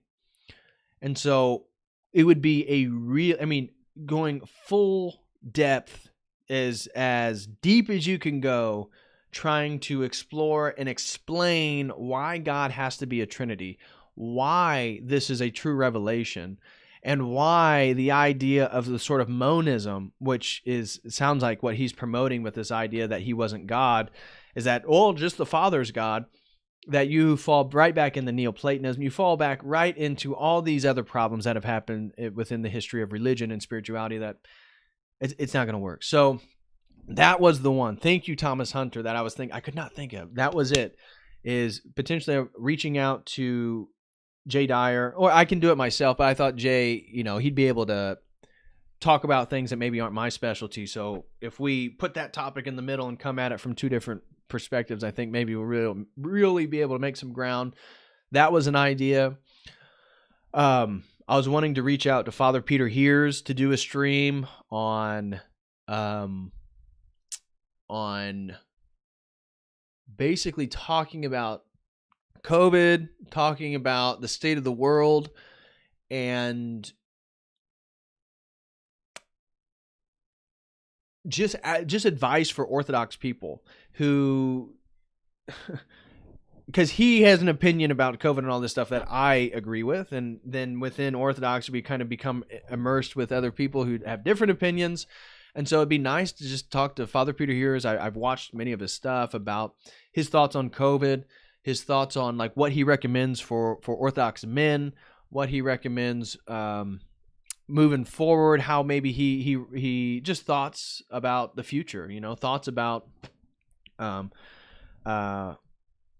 thoughts about the state of the world, globalism, all this different stuff. Or we can do a different topic. I was wanting to reach out to Father Hans Jacobsy and talk about masculinity, talk about really the point of the stream was going to be the struggles of young men in Orthodoxy. And he had a really great stream that I did a video on before on like masturbation and just the anti-masculine sentiments in society. So Father Hans Jacobsy in the Antiochian Church, as myself, is very prominent about promoting masculine qualities and promoting masculinity for young men within Orthodoxy. So I was wanting to do a stream with him on that. And then Father John, I think it's Whiteford in Texas, one of his parishioners, a good ortho bro, reached out to me and said he told me to message him. He'd be interested in doing a stream, of which I haven't yet. But I was thinking for him, because he has an online profile, we could do Orthodoxy and talking about how to navigate social media and the internet. So I thought that'd be an interesting topic, is to get a priest's perspective on, just internet culture, censorship, trolling people, things that we like to do, and just get his opinion as a priest and somebody who's a little bit more engaged in some of the online activities. Maybe that'd be good for Father Peter Ears. But those were the three priests that I was wanting to reach out to, because I haven't done any streams with priests up to this point. So though that's like 8 different stream topics that are potentially up for grabs right now. So I have no idea what I will end up doing, but definitely have a lot to work on, that's for sure. So you can expect a lot of those topics. And if you guys have some great topics you think would be a really good stream and you want to share it with me, feel free. I'm always open to taking new streams. And I can't tell you which one I'm going to do next, because I just let whatever excites me move me to that direction. So it's not like a chore. Because if it's like a super chore, if it's like, oh my gosh, I got to get up, I got to prepare and do all this stuff, then I'm not going to want to do it. I'm not going to do it. So it's like, sometimes I think up ideas and I think, oh, that's a good stream, but I don't feel like doing it. And I end up doing it like 2 months later. So I don't know what the next one is. Maybe the Alan Watts one. I'm not sure, but definitely going to be streaming probably either Tuesday or Wednesday. Tomorrow I'm taking off stream and just doing school stuff all day. I'll be posting on all the different social medias and stuff just to do that when I'm not working on school stuff. So you won't be able to see me again and probably until this coming Tuesday or Wednesday I'll stream again. So looks like a couple new super chats came in. Ivan Jaredin Sivo. Ian Jaredin Sivo. Gosh, I'm an idiot. Ian threw in $5. Thank you very much, Ian. He said, what do you think about the mythology of Westerns? Do you think the characters like Clint Eastwood are generally masculine, or do they have flaws? So it depends on what Western movie you're talking about, right? So I think that there are, obviously when Westerns were made, we didn't exist in a time that was so darn degenerate. And I think there's dimensions of strong masculinity that are exuded within Western films. My dad is all about Westerns. So, during the day, he may be watching a bunch of Bonanza or Gunsmoke or various Western movies. He loves that stuff. So sometimes I'll sit and watch stuff with him to spend time. And I don't mind the Westerners. At least the values, at least it's rooted usually much more in a Christian context, like the women, just the context of everything. You may be at a saloon and see prostitutes and stuff like that. But I would say that it definitely promotes better, more traditional forms of masculinity than most forms of entertainment now. Are there generally masculine, or do they have flaws? They certainly have flaws. Sometimes the lead protagonist or the lead character in a Western he's an alcoholic, or he's a he's a gunsman, or he's whatever it is, and so finding God or trying to do the right thing, as it's kind of the theme of a lot of Westerners, right? They're a bad guy. They're trying to change their ways, and then somebody tries to bring them back to the ways that they used to be, and then all hell breaks loose, and then they can go back to who they used to be. So, I think that Westerners can be good sources of masculinity, but ultimately every form is going to be flawed other than Christ, right? So, Ian, I would say that I think the mythology of Westerns is, in a way, it is the Westerners are the depiction of the hero's journey, right? In a sort of Americana context. Is that the Westerner, the whole framework, which is really a sort of limited period in history that's been over dramatized, but that period in history is men going where the Wild West, right? It's literally going into a sort of terrestrial abyss, right? You have the Indians, you have different factions of power, all this different stuff. So I think it's interesting conversation that there is a lot going on with Westerns, and there are good characters. So I'm down. I tend to like them, so I don't have the most pejorative understanding of or opinion of Westerners. I tend to like them, and they tend to be way more masculine. So I think let's bring back the Westerners. Let's bring back Western shows and movies. I think they're just overall they're just way more masculine. But yeah, they have bad characters as well, or poor demonstrations of full masculinity. But again, we shouldn't try to get a full representation of masculinity outside God, and then we ourselves try to embody that stuff as much as we can. And and I think we help others around us when we do that. So thank you very much, Ian, for the $5. I hope that answered your question. Red Pill Raccoon throws in $5 and says, DPH and Dyer convert the Bears to Orthodoxy. Let's go.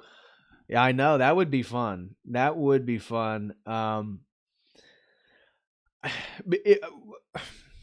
Here's the thing. It's like we could totally, like Dyer and I, if we did a stream on the Trinity, trying to help Owen Benjamin out. First of all, I don't think he likes Jay Dyer for some reason. I've heard him make pejorative comments before. And it just, the idea that you're destroying the Trinity and you're exposing some sacred cow, right? You're really opening people's eyes. As I said before, I almost think it is providential that with all his following, with all the bears who follow Owen Benjamin, that it just takes somebody to present a really well-packaged argument to refute that nonsense and then directly aim it at Owen Benjamin, of which we'll probably get a bunch of dislikes and people attacking it. But it's going to help so many other people. And that's what I am more worried about. It's not that I care if Owen Benjamin believes in the Trinity or not. It's that the impressionable minds that follow him, thinking that he is opening up so people's minds to these different sacred cows and destroying them, is that one of them is the Trinity. It's like, no. Because the Trinity is what makes our theology superior. Without the Trinity, we fall back to the same problems as all these other world religions. No, don't do that. It's like you're taking people and you're moving them in the exact opposite direction that you yourself claim to support.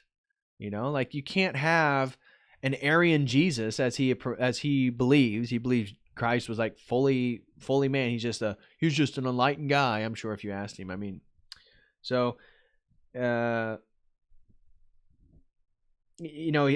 read his thing on Instagram and said that Jesus was talking to himself in the Garden of Gethsemane.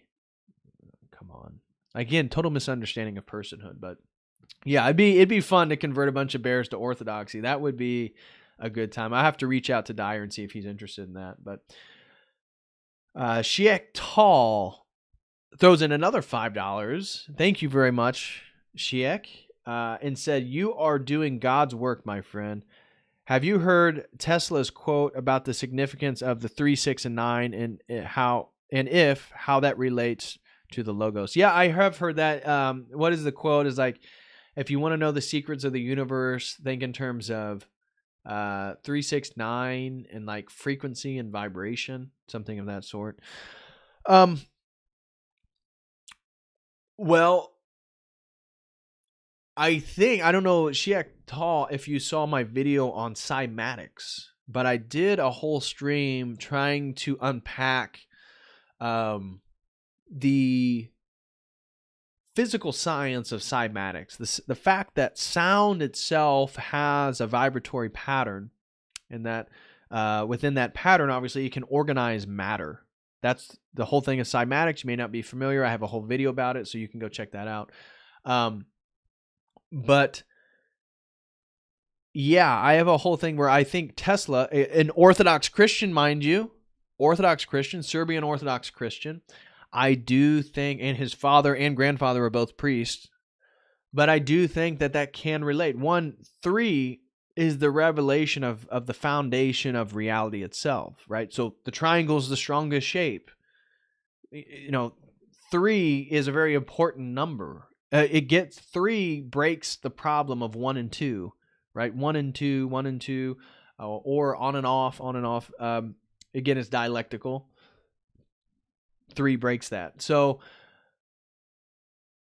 vibration and frequency, as I said, as is important to Tesla's quote, and he was much more interested in electricity and free energy and stuff like that. It absolutely relates to our understanding of the word, of the logos, of the word of God, the initial vibration, the initial word. It has to be a sort of vibration in itself, right? Especially if it was auditory. What you're hearing right now, the fact that I'm just making noise with my mouth. If you didn't know English, I just sound like just noises coming out of my mouth. Yet you guys who understand English, it's like bam, immediate words, definitions, meanings hitting right away. That is amazing, because all it is a vibration. It's a sound. It's just a vibration in space-time, and we can construct all these images in our minds. It's really beautiful when you think about it. But yeah, so I have heard that quote. I do think 369 is an important significance. And obviously, like I said, 3 reveals. And then when you have a 369, you just have you have 3, and then you have multiples of 3. And so you're just messing around. So 369 is really just, you could almost see a sort of theology of the 3, because you're just doubling it, then tripling it. So I could try to do more. I should probably think about, let me write that down. I'll think about doing a stream on Tesla, Nikola Tesla, on something. I don't know what it would be on. I'd have to think about it a little bit more, but I think that's a good idea. Let me write that down. Tesla 3, 6, 9.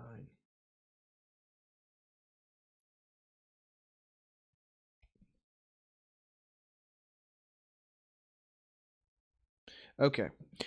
All right. Well, I wrote that down. I'll keep that as something to think about. I wrote it as Tesla 369 vibration and frequency. So that may turn into a stream here in the future. But yeah. So thank you guys. Thank you everyone for being here. Let me scroll through, make sure nobody tried to comment at me and I didn't see it. The Thoughts of a Pilgrim said Tolkien and the ancient concept of Middle Earth. I don't know what I was saying when you sent that, but agreed.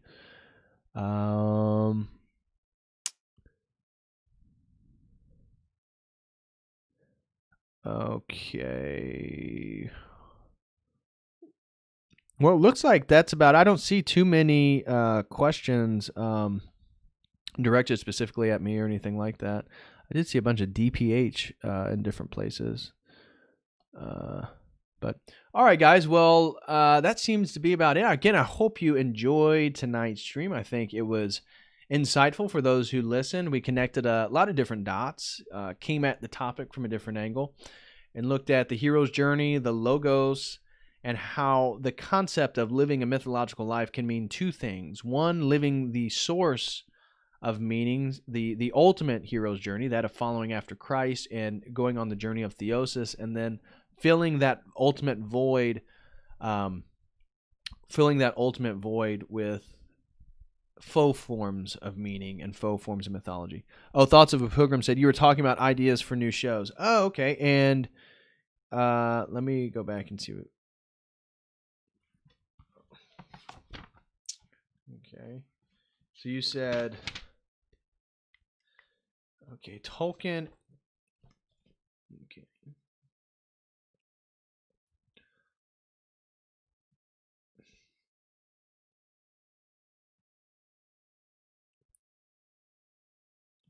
Idea of Middle Earth. Got it. All right. I'll think about that. I'll see what comes up, but at least I got it down. So thank you for that suggestion, Thoughts of a Pilgrim. I really appreciate it. Oh, Jimmy throws in 369. Thank you very much, Jimmy, brother. I really, really appreciate, man, all the support tonight. I really do. So thank you very, very much. And so thank you, everyone who showed up. Thank you for all the love and support. Please hit that like button. If you know anybody who might be interested in this type of content, please feel free to share it with them or send them in this direction towards this channel. And also, guys, please click the link here on my link tree if you want to see all the different places where the social medias that I've signed up at. It's a link tree that'll take you all to all the different stuff. And so I still have to add a bunch. I have multiple social medias that aren't there yet. So, oh, geez, dang it. First thing I totally forgot to say at the beginning of the stream is now my website has Bitcoin. On my website, we now have Stripe. You can pay for memberships using debit card or credit card. And you can also pay for memberships by donating through crypto. And I have like Ethereum, Bitcoin, some other ones. I forget which ones they are. So if you guys want to donate or you want to buy a membership using Bitcoin or crypto, you can now do that. And so we will have Venmo, Cash App, Bitcoin, Stripe, PayPal will now be up at the website. Hopefully by the end of the week, I will try to have every way in which I can be paid potentially up. So working on that, but I did want to say that if you go to the website and you scroll down, you'll see options for Bitcoin now. I'm going to make a page on the website for social media, so you can click on that and you can see all the different social media I'm on. That'll continually be updated. And then I want a link where you can pay through all these different ways that aren't PayPal or aren't Visa and MasterCard as we speak. So anyways, guys, hope all is well. Thank you so very, very much for being here tonight. Thank you for all the love and support. Thank you to everybody who threw in super chats. Special thank you to Jimmy for all the super chats. But again, thank you to everyone. I really, really appreciate it. If you like what I do and you'd like to support, please go to the website and sign up for a membership. But anyways, as always, I will be back Tuesday or Wednesday. And so signing off now. And as always, until next time,